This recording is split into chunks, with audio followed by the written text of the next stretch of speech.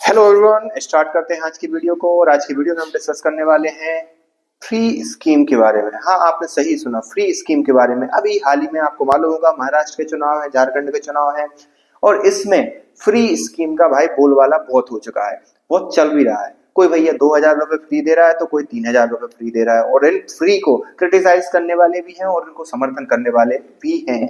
तो इन सभी चीजों के बारे में हम डिस्कस करेंगे और देखेंगे कि ये फ्री स्कीम किस हद तक हमारे लिए फायदेमंद है और किस हद है। मैं आप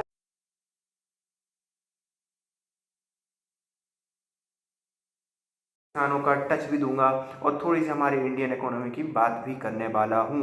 तो बने रहिए इस वीडियो के साथ और आप अपने विचार रखने के लिए एंड में मैं आपको मौका दूंगा। एक कमेंट बॉक्स आपको मिलेगा, वहां पर आप अपने विचार भर भर के देना।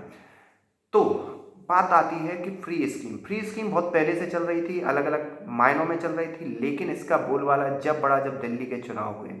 दिल्ली के चुनाव में अरविंद केजरीवाल ने इन चीज़ों का और एक नए तरीके से बढ़ावा दिया। क्यों बढ़ावा दिया? मैं दिल्ली के चुनाव से क्या पहले फ्री स्कीम नहीं लाई थी?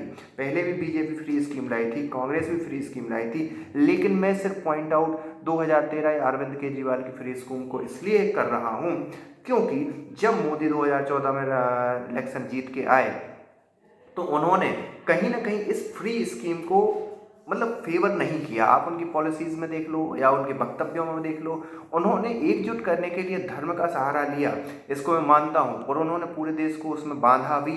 इसको आप आज अस्वीकार नहीं कर सकते, लेकिन फ्री स्कीम के बहुत हद तक वो सपोर्टर नहीं है। इसका सबसे बड़ा जीता जागता एग्जाम्पल है आपका सिलेंडर गैस। सिलेंडर गैस जो पहले आपको 200-300 रुपये में मिलता था, वो कहीं ना कहीं आज आपको चाहे फ्री सब्सिडी विदाउट सब्सिडी के अगर लेते हो तो आप 1100 का मिलता है, और उसमें गवर्नमेंट 200-300 रुपये आपको वापस भी कर देती है, तो लगभग 800-900 के करीब मिलता है।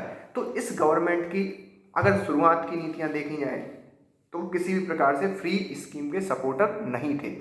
फ्री स्कीम को बीजेपी ने अपनाना शुरू कब किया? इसकी शुरुआत होती है मध्य प्रदेश के चुनावों से।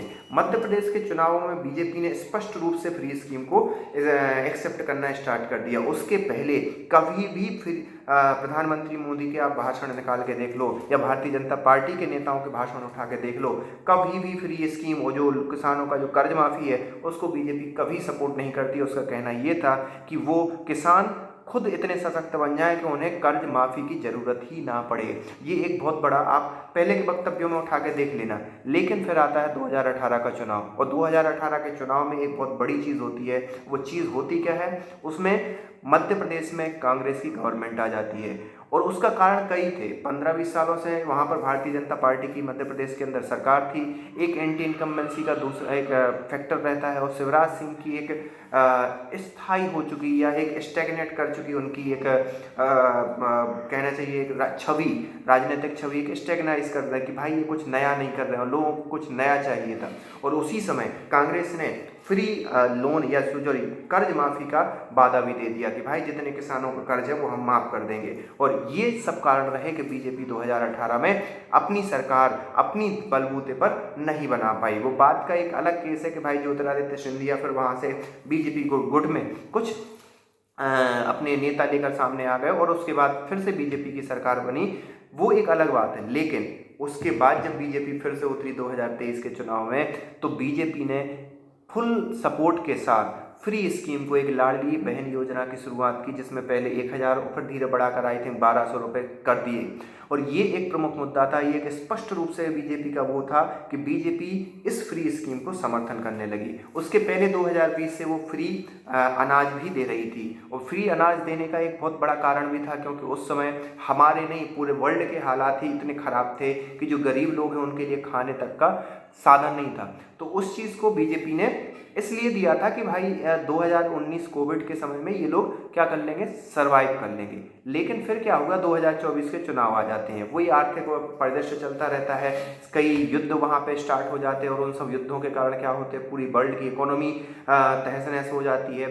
भारत को उतना असर इसलिए नहीं पड़ा क्योंकि भारत ज़्यादातर एक्सपोर्ट नहीं करता था, वो इम्पोर्ट करता था।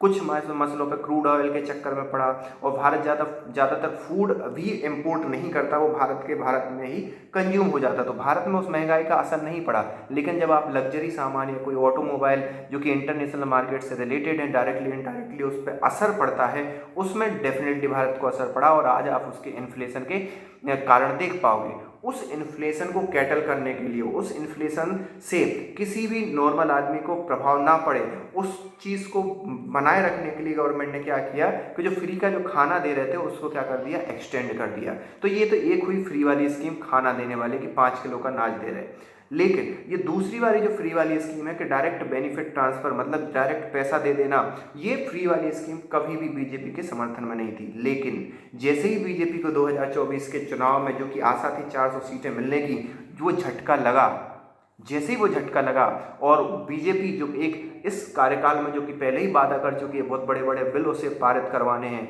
लेकिन जनता की तरफ से जब उसे झटका लगा तो उसका एक कहना चाहिए सर्टिफिकेट लेने के लिए बीजेपी ने ये सोचा कि भाई आगे आने वाले 2-3 चुनाव अगर हम जीत जाते हैं तो कहीं ना कहीं उसके लिए एक विक्ट्री होगी उन सभी, या उनके लिए सर्टिफिकेट होगा उन सभी कानूनों को आगे बढ़ाने के लिए जो कि वो बढ़ाना चाहती है। और इसीलिए उस प्रयास में बीजेपी ने इस फ्री वाली स्कीम को समर्थन देना स्टार्ट कर दिया। हरियाणा चुनाव में भी वही किया, और हरियाणा चुनाव में तो लग रहा था कि बीजेपी हारने वाली है, क्योंकि खट्टर सरकार या खट्टर जी जो वहाँ के पूर्व मुख्यमंत्री थे वो उतने ज़्यादा पॉपुलर नहीं थे, वहाँ की जनता में उतने एक्टिव नहीं दिखाई देते थे, और उसके बाद ही उन्होंने नायब सैनी को लाया। लेकिन फिर भी नायब सैनी के आने के बाद भी बीजेपी की कंडीशन एक जो रुझानों में थी वो निकलकर सामने साफ नहीं आ रही थी।